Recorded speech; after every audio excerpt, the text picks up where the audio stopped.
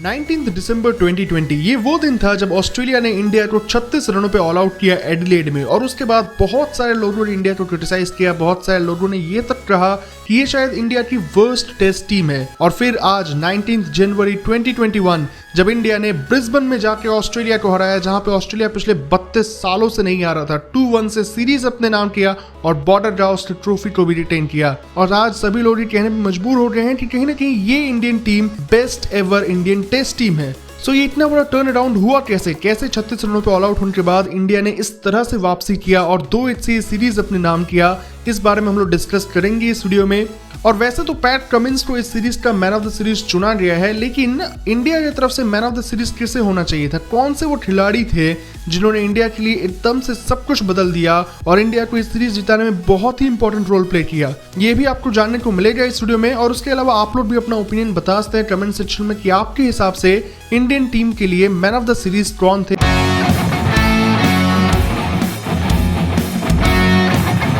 जिस तरह का परफॉर्मेंस इंडियन टीम ने आज दिया है, उससे देखने के बाद हम सभी इंडियन फैंस का रिएक्शन कुछ ऐसा रहा होगा।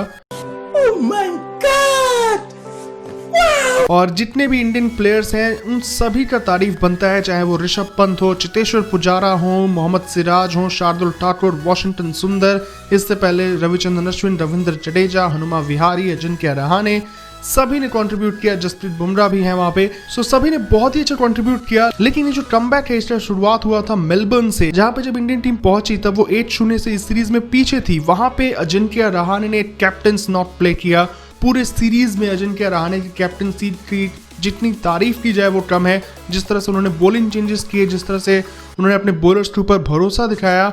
और सुनील गावस्कर सर ने यह भी कहा था कि मेलबर्न में अजिंक्य रहाणे ने जो पारी खेला वो शायद इंडियन क्रिकेट की हिस्ट्री की one of the most important पारियों में से एक है, क्योंकि उससे 8 मैच पहले ही इंडिया बहुत बुरी तरह से हारा था और वहां से वापस आना ये बहुत ही लाजवाब एफर्ट था। और अजिंक्य रहाणे ने वहां पे एक बात कहा कि हमने एडिलेड टेस्ट के बारे में बिल्कुल नहीं सोचा उस दिन के बाद। ये दिखाता है कि किस तरह का पॉजिटिव एटीट्यूड है इस टीम का, किस तरह का कंपोजर है और कहीं ना कहीं इस टीम के सामने कितनी भी चुनौतियां क्यों ना आ जाए, ये टीम उन सभी चुनौतियों से लड़ना जानती है। मेलबर्न टेस्ट जीतने के बाद इंडिया पहुंची सिडनी और सिडनी में इंडिया के पास बहुत बड़ा चैलेंज था। एक और बात आप लोगों ने नोटिस किया होगा कि कभी भी टॉस इंडिया के फेवर में नहीं गया इस सीरीज में, पहले टेस्ट मैच के अलावा। कहीं ना कहीं जो ऑड्स थे वो इंडिया के खिलाफ थे। इतने सारे इंजरीज हुए, मोहम्मद शामी, विराट कोहली, ईशांत शर्मा, ये सभी इस टीम का हिस्सा नहीं थे, लेकिन उसके बावजूद भी ये टीम लड़ती रही। और जब सिडनी में टीम पहुंची तो एक बार फिर से ऑस्ट्रेलिया पहले बल्लेबाजी कर रहा था, बहुत ज़्यादा मुश्किल हो गया था इंडिया के लिए। एक मोमेंट पे ऐसा लग रहा कि 400 रन 4 सेशन में चेस कर पाना ऑलमोस्ट इम्पॉसिबल है। लेकिन फिर जब ऋषभ पंत और चेतेश्वर पुजारा बल्लेबाजी करने आए और जिस तरह से उन्होंने बल्लेबाजी किया, ऐसा लगा कि 400 रन भी चेज हो सकते हैं वहाँ पे। हालांकि दोनों ही बल्लेबाज आउट हुए, हनुमा विहारी और रविचंद्रन अश्विन की। उसके बाद जितनी तारीफ की जाए वो कम है। मतलब जिस तरह से उन्होंने वहाँ पे डिटर्मिनेशन दिखाया, रेजिलियंस दिखाया, ग्रिट दिखाया, मतलब वर्ड्स कम पड़ गए मेरे पास उनकी तारीफ में। बहुत ही लाजवाब बल्लेबाजी दोनों ही बल्लेबाजों की तरफ से। मैच ड्रॉ कराया, सीरीज को बराबरी पे रखा और फिर इंडियन टीम पहुंची ब्रिस्बेन, जहां पे हुआ फाइनल मुकाबला और ये मुकाबला था सीरीज डिसाइडर। यहाँ पे अगर इंडिया ये सीरीज ड्रॉ भी करा लेती तो भी बॉर्डर गावस्कर ट्रॉफी इंडिया को मिलता, क्योंकि इससे पहले जब हुआ था इंडिया ऑस्ट्रेलिया के बीच बॉर्डर गावस्कर ट्रॉफी तो वहां पे इंडिया चैंपियंस थे। लेकिन उसके बावजूद ये इंडियन टीम के इरादे कुछ और थे। यहाँ पे लोग सिर्फ जीत के लिए खेल रहे थे। जो पूरा बॉलिंग यूनिट था इंडिया का, वहां पे जसप्रीत बुमराह नहीं थे, रविचंद्रन अश्विन नहीं थे। एक्सपीरियंस के मामले में ये टीम ऑस्ट्रेलिया के आसपास भी नहीं थी, क्योंकि ऑस्ट्रेलिया के बॉलर्स ने मिला जुला के कुछ 1000 विकेट्स लिए हैं और इंडिया के बॉलर्स ने मिला जुला के 20 विकेट्स भी नहीं लिए इस टेस्ट मैच से पहले। लेकिन इस टेस्ट मैच में अगर आप देखें तो सभी बॉलर्स ने मिला के 20 विकेट लिया, ऑस्ट्रेलिया को 2 बार ऑल आउट किया और इंडिया को मिला 328 रन का एक बहुत ही बड़ा टारगेट।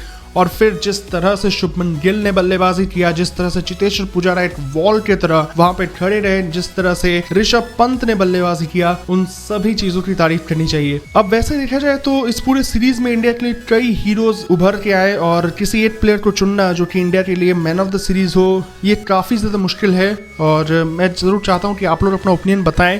लेकिन अगर मैं अपना ओपिनियन बताऊं तो मेरे हिसाब से अगर कोई मैन ऑफ द सीरीज होना चाहिए इस सीरीज में तो वो है अजिंक्य रहाणे। और मैं ऐसा इसलिए कह रहा हूं क्योंकि जब 36 रनों पे टीम ऑल आउट होती है, उसके बाद हर मैच के बाद जो है प्लेयर्स इंजर्ड हो रहे हैं, टीम के रिसोर्सेज कम हो रहे हैं, आप स्टैंडिंग कैप्टन है, आपके पास ज़्यादा रिसोर्सेस नहीं है, उसके बावजूद भी आप ऐसा नॉक खेलते हैं सबसे पहले, जो कि टीम के कॉन्फिडेंस को इतना बढ़ाता है। उसके बाद आप कैप्टेंसी बेहतरीन करते हैं, जो भी लिमिटेड रिसोर्सेस है आप उनका बहुत अच्छे से यूज़ करते हैं। ऋषभ पंत को दोनों ही मैचेस में जब ऐसा लगा कि इंडिया कहीं ना कहीं थोड़ा सा भी चांस है जीतने का, वहाँ पे आप ऊपर भेजते हैं बल्लेबाजी के लिए, पॉजिटिव इंटेंट के साथ आप खेलते हैं। सो मैं वैसे तारीफ पूरी इंडियन टीम की करनी चाहिए, लेकिन अगर मुझे man of the series pick करना होता तो मेरे लिए man of the series Ajinkya Rahane हैं। उनकी कप्तानी, बल्लेबाजी की भी तारीफ करनी होगी। और बहुत से ऐसे डिबेट होते हैं कि क्या चेतेश्वर पुजारा का रोल सबसे ज़्यादा इंपॉर्टेंट था या फिर क्या ऋषभ पंत का, लेकिन मेरे हिसाब से यहाँ पे अजिंक्य रहाणे को मैं थोड़ा सा ज़्यादा क्रेडिट देना चाहूँगा। और ओवरऑल आप लोग भी अपना ओपिनियन बताइए। वीडियो को एंड तक देखने के लिए बहुत बहुत शुक्रिया। अगर आपको वीडियो पसंद आया हो, वीडियो को लाइक कर दीजिए। चैनल पर पहली बार आए हैं तो चैनल को सब्सक्राइब करके नोटिफिकेशन बेल को ऑन कर लीजिए, ताकि फ्यूचर में भी आपको ऐसी वीडियोज़ देखने को मिलते रहे।